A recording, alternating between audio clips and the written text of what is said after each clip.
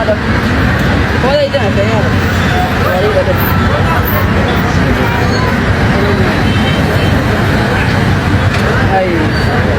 ከጦር ቁስል የምላስ ቁስል ይበረታል ይላሉ አበው።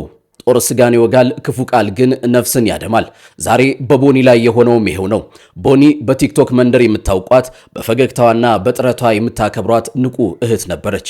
ቦኒ ዝም ብላ የምትቀመጥ አልነበረችም። የዛሬ ድካሟ ለነገ ስኬት መሰላል እንዲሆናት ለህይወት የምትጋደል ታጋይ እንጂ። ይህንኑ የትግል ጉዞዋን ድካምና ተስፋዋን ለሚከታተሏት ሁሉ ታጋራ ነበር። ነገር ግን በዚሁ በማህበራዊ ሚዲያ አውድማ ላይ የሚያበረታቱ እጆች ባሉበት ልክ የሚያደቡ ምላሶችም ነበሩ። በአካላዊ ገጽታዋ ላይ የሚሰነዘሩ ስድቦች፣ በውስጥ መስመር የሚላኩ ያልተቋረጡ አሉታዊ አስተያየቶች እንደ ናዳ ወረዱባት። የምላስ ጦር ከድንጋይ ውርወራ በላይ ህመሙ ይከፋል። ትላንት ግን ሰዓቱ ደረሰ።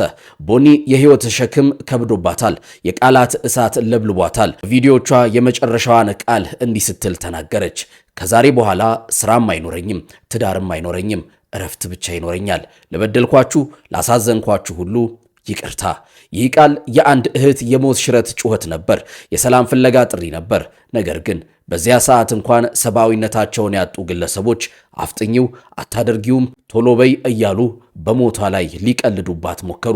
እነዚያ የጭካኔ ቃላት ግን እውነት ሆኑ። የአንድ ወጣት ህልም፣ የአንድ እህት ተስፋና የአንድ ቤተሰብ ምሰሶ በቃላት አለንጋ ተገርፎ ወደ መቃብር ወረደ። የሰው ልጅ ጭካኔው ጣሪያ ነክቶ በሰው ህይወት ላይ ቁማር እስከ መጫወት ደረሰ። ስንቱን የተስፋ ጭላንጭል በምላሳችን አጠፋ ነው። ከኪቦርድ ጀርባ ተሸሽገን የምንወረውራቸው ቃላት በሰዎች ህይወት ላይ እንደ ሚሳኤል እንደሚፈነዱ መቼ ይገባን ይሆን? ቃላት መገንባት እንደሚችሉ ሁሉ መግደልም ይችላሉ። ዛሬ ቦኒ ያርፋለች። ከስድብ ከጥላቻ ርቃ የዘላለም ረፍቷን አግኝታለች።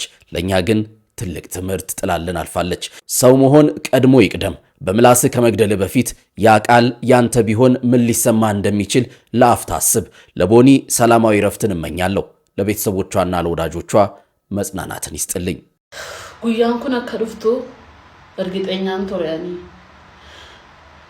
ከናፍዩ አናን መጅሬኝ ነገራ ወጀዴ ጅሬኝ ጅራዱ ሳርጌራ ወርን ሲንገድቺ ሰዲፋማ ማቲንኮ ቦሎቲኮ ህሪዮንኮ እንዲኬሰን ኢፋሞ ጉዳና ጎዳ አናን ከነ ቦዴ ቦቆና ከናገኑ ወጂዮ ካን ጋይለ ሶንታኔ ከነ ቦዴ ቦቆና ናገኑ ዱዋ ቆፋድ ከናፍዮኒስ በካኒ ፊደድ deemaan jira wanta ta'eef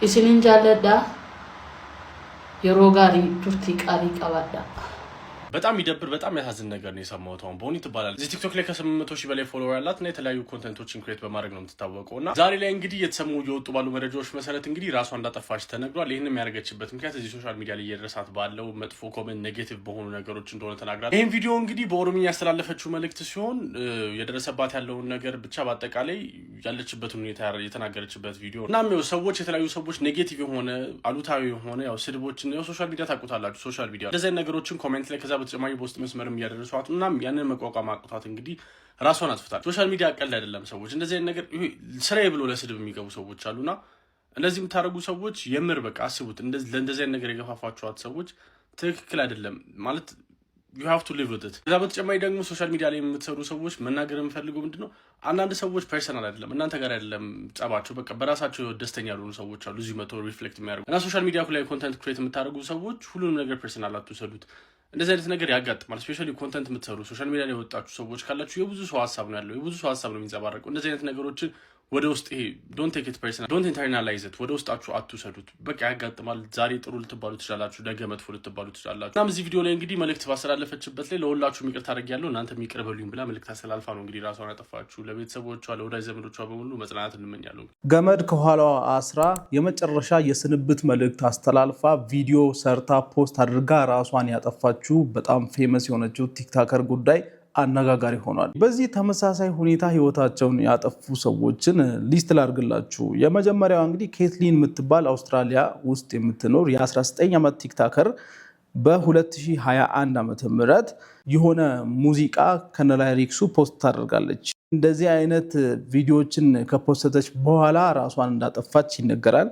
ሁለተኛ ዳዛሪያ የምትባል ደግሞ ዩኤስኤ ውስጥ ያለች የ18 ዓመት ቲክቶከር ነች እና እሷ በሞተችበት ጊዜ ደግሞ ምን አይነት ቪዲዮዎችን ፖስት አድርጋለች? አይ ኖ አም አኖይንግ ማለት እኔ ማናድን ማበሳጭ ሰው እንደሆንኩ አውቃለሁ የሚሉ ቪዲዮዎችን በተከታታይ ፖስት ታደርጋለች እና ኢንስታግራም ስቶሪዋ ላይ ደግሞ ዳንስ እያደረገች የሆነ ካፕሽን ጽፋ ፖስት ታደርጋለች። ይሄ ካፕሽን ምን ይላል? አም ፍራስትሬትድ አም ታይርድ ኦፍ ቢንግ ሀርት እና አም ሬዲ ቱ ቢ ደን የሚል በቃ ደክሞኛል፣ አቅለሽልሾኛል፣ መጎዳት በቅቶኛል ምናምን የሚል ነገር ያለበትን ካፕሽን አስቀምጣ ቪዲዮ ፖስት አድርጋ ራሷን እንዳጠፋች ነው። ሌላ ደግሞ በሶስተኛ ደረጃ ኩፐር ኖሬዣ የሚባል የዩኤስኤ ወጣት ነው፣ ወንድ ነው ይሄኛው ደግሞ እና እሱ ከመሞቱ በፊት እንግዲህ አስከሬኑ ከመገኘቱ ከሰዓታት በፊት አንድ ቪዲዮ ፖስት አድርጓል። እዚህ ቪዲዮ ላይ አልጋ ላይ ተኝቶ ነበረ እና እንደዚህ የሚል ጽሑፍ አስቀምጧል። who else be thinking they gonna die young የሚል ጽሑፍ አስቀምጦ አልጋ ላይ እንደዚህ ተኝቶ ከፖስተተ በኋላ ከሰዓታት በኋላ አስከሬኑ ተገኝቷል ማለት ነው። ላይቭ ስትሪም እያደረጉ ሽጉጥ አውጥተው ራሳቸው ላይ ተኩሰው ራሳቸውን ያጠፉ ሰዎች ራሱ እንዳሉ ሰምታችኋል ብዬ አስባለሁ። እና ሲስቁ ሲዝናኑ ምናምን ቲክቶክ ላይ ሶሻል ሚዲያ ላይ የምታያቸው ልጆች ሁሉ ከጀርባቸው ያለው ነገር ምንም የሚታወቅ ነገር አይደለም። እና እኔ አንድ ነገር ግን ምክር ልምከራችሁ ባይዘው ተመልካቾች፣ መቼም ቢሆን ሶሻል ሚዲያ ላይ ባለ ሰው ህይወት እንዳትቀኑ።